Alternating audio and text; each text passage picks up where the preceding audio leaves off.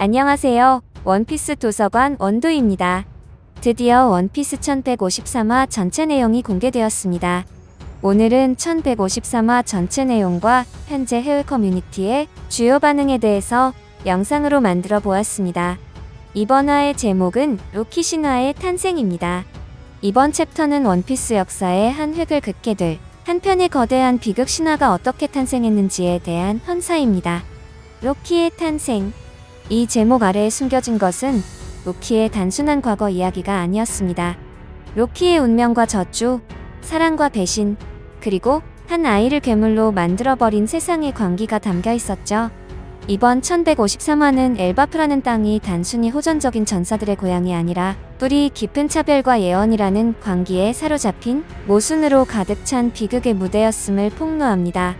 오늘 영상에서는 각 장면의 행간에 숨겨진 의미와 상징, 캐릭터들의 심리 변화, 그리고 이 모든 것이 원피스의 최종장과 어떻게 연결되는지 그 거대한 그림을 남김없이 파헤쳐 보겠습니다.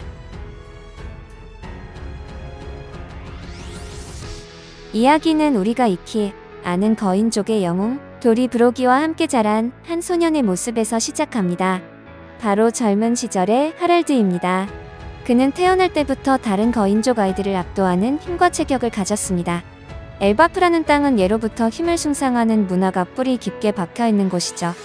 이런 환경 속에서 하랄드는 자신의 힘을 의심 없이 휘두르며 세상을 자기 발 아래에 둘 수 있다고 믿는 오만하고 버릇없는 왕자로 성장. 그의 모습은 마치 힘만이 정이라고 믿었던 초창기 루피의 모습, 혹은 그보다 더 통제되지 않는 야생마와도 같았습니다. 그러던 어느 날, 이 오만한 왕자의 인생을 송두리째 바꿔놓을 운명적인 만남이 이루어집니다. 한 인간 마을의 서커스단에서 쇼에 동원되고 있는 여성 거인, 이다를 발견한 것이죠. 하랄드는 거인족의 긍지가 더럽혀졌다고 분노하며 자신의 힘을 과시하듯 망설임 없이 마을을 파괴하고 그녀를 구출합니다. 스스로를 영웅이라 생각했겠죠. 하지만 이다는 그의 예상과 전혀 다른 반응을 보입니다. 그녀는 고마워하기는커녕 도리어 하랄드의 뺨을 세차게 후려치며 그를 꾸짖습니다. 자신은 난파되었을 때 이 마을 사람들에게 구해졌으며 그 은혜를 갚기 위해 자발적으로 일하고 있었다고 말이죠. 이 장면은 굉장히 중요합니다. 이다의 뺨은 하랄드가 평생 처음으로 마주한 자신의 힘으로 굴복시킬 수 없는 진정한 강함이었습니다. 물리적인 힘이 아닌 신념과 은혜를 아는 마음의 강인한 말입니다. 이다는 오다 작가가 그려온 전형적인 미녀상과는 거리가 먼 죽은 깨와 두툼한 입술을 가진 인물로 묘사됩니다. 이는 그녀가 외적인 아름다움이 아닌 내면의 가치와 올곧음으로 한 사람의 인생을 바꿀 수 있는 캐릭터임을 상징적으로 보여주는 장치일 겁니다. 하랄드는 이 사건을 통해 처음으로 자신의 오만을 깨닫고 진정한 왕의 자질에 대해 고뇌하기 시작합니다. 이다에게 완전히 감화된 하랄드는 그녀를 엘바프로 데려옵니다. 그리고 그의 통치는 이전과 180도 달라집니다. 힘으로 모든 것을 찍어 누르던 과거를 청산하고 다른 문화와 종족을 이해하려 노력하며 적극적인 외교 노선을 걷기 시작하죠. 과거 회상에서 어인섬의 은궁 왕국과 교류하는 모습이 비치는 것은 그가 넵튠 왕처럼 종족 간의 화합을 꿈꾸는 이상주의적인 군주로 변모했음을 보여주는 대목입니다. 폐쇄적이고 오만했던 거인족의 나라 엘바프에 이다라는 한 여인이 변화의 바람을 몰고 온 것입니다. 하랄드는 이다와의 사이에서 하이루딘을 낳고 이제 그녀를 정식 왕비로 맞이하여 자신의 이상을 완성하고자 합니다. 하지만 그의 앞을 가로막는 거대한 벽이 있었으니 바로 엘바프의 장로들이었습니다. 그들은 순수 혈통이라는 낡은 전통에 얽매여 거인족이 아닌 이다를 왕비로 받아들일 수 없다고 선언합니다. 이는 어인섬에서 인간과의 교류를 막던 어둠, 와노코니의 쇄국 정책과도 같은 원피스 세계관의 만연한 차별과 배타성이 또 다른 모습입니다. 결국 이다는 왕비가 되지 못한 채 엘바프의 한 마을에서 아들 하이루딘과 조용히 살아가게 됩니다. 그리고 하랄드의 의지와는 상관없이 장로들은 그에게 새로운 신부감을 정해줍니다. 바로 에스트리다라는 이름의 고위 거인족의 딸이었죠. 그녀는 첫 등장부터 심상치 않은 아우라를 풍깁니다. 스스로를 일종의 풍수질이나 운명학 전문가로 칭하며 하랄드 왕의 사랑을 받는 것이 자신의 운명임을 보았으니 이다와 그 아이는 잊으라고 당당하게 요구합니다. 그녀의 이런 모습은 단순히 질투심 많은 여인의 모습이 아닙니다.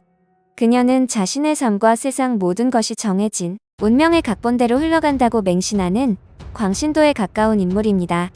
그녀가 성에 가고 배치나 창문의 개폐에 집착하는 모습은 어떻게든 이 운명을 자신의 통제하에 두려는 강박적인 성향을 보여주는 복선이었습니다. 결국 하랄드는 사랑하는 여인을 두고 운명을 신봉하는 에스트리다와 정략 결혼을 합니다. 이는 그가 왕으로서 겪는 첫 번째 좌절이자 자신의 이상을 지키지 못한 채 현실의 벽, 전통이라는 굴레에 굴복한 첫 번째 타협이었습니다. 그리고 바로 이 타협이 훗날 엘바프 전체를 집어삼킬 거대한 비극의 방아쇠를 당기게 됩니다. 하랄드가 외교 문제로 왕궁을 비운 사이 에스트리다는 마침내 아들을 낳습니다. 그의 이름은 로키.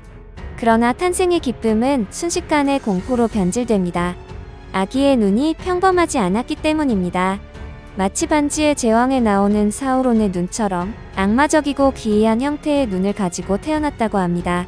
이 눈은 앞으로 로키의 서사를 관통할 가장 중요한 상징입니다. 단순히 기이한 외형을 넘어 혹시 고대 병기나 천룡인 혹은 세계의 왕임과 관련된 어떤 특별한 혈통의 징표는 아닐까요? 아니면 말 그대로 북유럽 신화 속 파괴의 신 로키처럼 태생부터 혼돈의 씨앗을 품고 태어난 존재임을 암시하는 것일지도 모릅니다. 그리고 여기서 이 모든 비극의 핵심이자 가장 소름 돋는 진실이 밝혀집니다. 에스트리다가 아기를 두려워한 것은 단순히 눈이 생김새 때문만이 아니었습니다.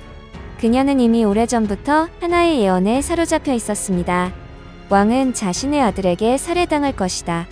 마치 고대 그리스 비극 오이디푸스를 연상시키는 이 끔찍한 예언. 운명론에 집착하던 에스트리다는 로키의 기이한 눈을 이 예언이 실현될 징표라고 확신해버린 것입니다. 이 예언의 출처가 어디인지는 아직 불분명합니다. 정말로 미래를 내다본 예언일 수도 있고 혹은 누군가가 하랄드 왕가를 무너뜨리기 위해 퍼뜨린 거짓 정보일 수도 있습니다. 하지만 중요한 것은 에스트리다는 이 예언을 진실이라 믿었고 그 믿음이 그녀를 광기로 내몰았다는 사실입니다. 결국 예언에 대한 공포와 광기에 사로잡힌 에스트리다는 인간으로서 결코 해서는 안 될 짓을 저지릅니다. 자신의 갓난아들 로키를 엘바프의 가장 깊고 어두운 곳, 죄인들을 처형하는 언더월드로 던져버린 것이죠. 그리고 하랄드 왕에게는 아기가 사선되었다고 거짓 보고를 올리라고 명령합니다. 이는 단순한 유기가 아닙니다. 명백한 살해 의도를 가진 가장 잔혹한 형태의 배신이었습니다. 태어난 지 하루도 채 되지 않아 어머니의 손에 의해 차가운 처형장으로 내던져진 왕자. 로키의 비극은 이렇게 시작되었습니다.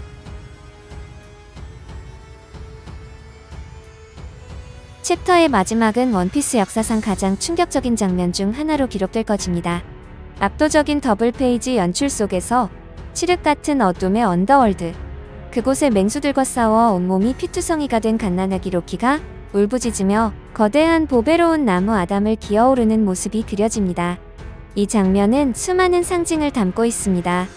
보배로운 나무 아담은 로저의 배와 써니호를 만든 생명력과 강인함의 상징입니다. 그런 신성한 나무를 죽음의 땅에서 기어나와 피투성이의 몸으로 오르는 로키의 모습은 자신에게 주어진 죽음이라는 운명을 온몸으로 거부하는 처절한 저항 그 자체입니다.